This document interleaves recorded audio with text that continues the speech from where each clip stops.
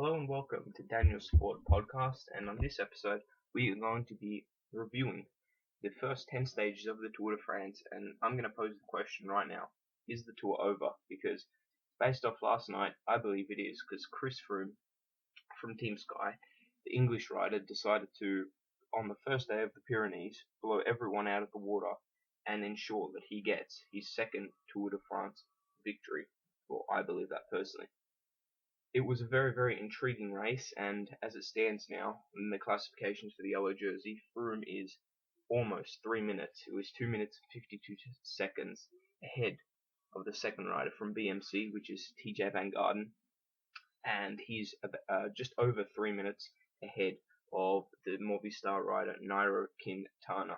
The other main contenders, Alejandro Valverde, he is 4 minutes behind Froome, and Contador, a multi-time Tour de France winner, is again 4 minutes and 4 seconds behind Chris Froome. But it was a day pretty much all about Froome, who decided to use his massive engine and use the endurance that he possesses to outlast and outgun all the other top riders which I've just mentioned, and indeed all the other teams.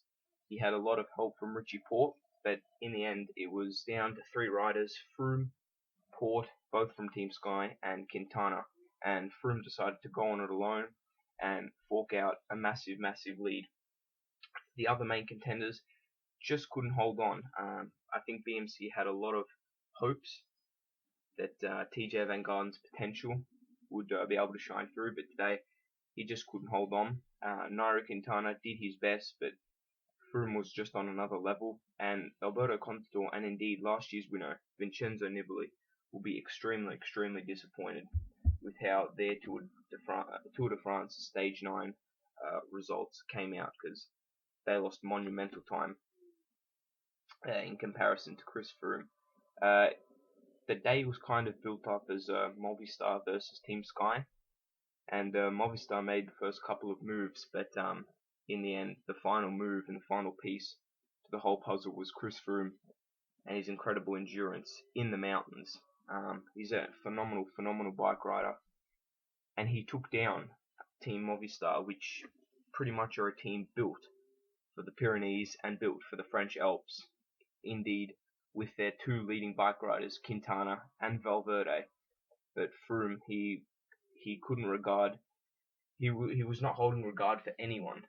Everyone and anyone was not going to stop him from forking out almost a 3-minute lead.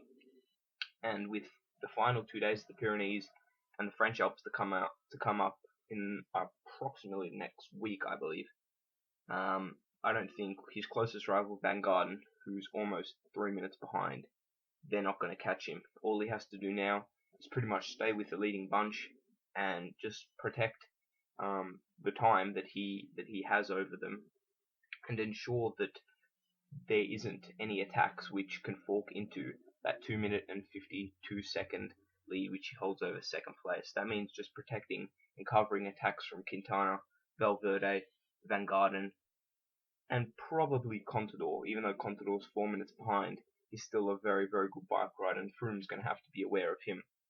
But apart from that, I think the Tour de France for 2015 has been wrapped up. It's almost in similar circumstances to the 2013 Tour de France, in which Froome won again.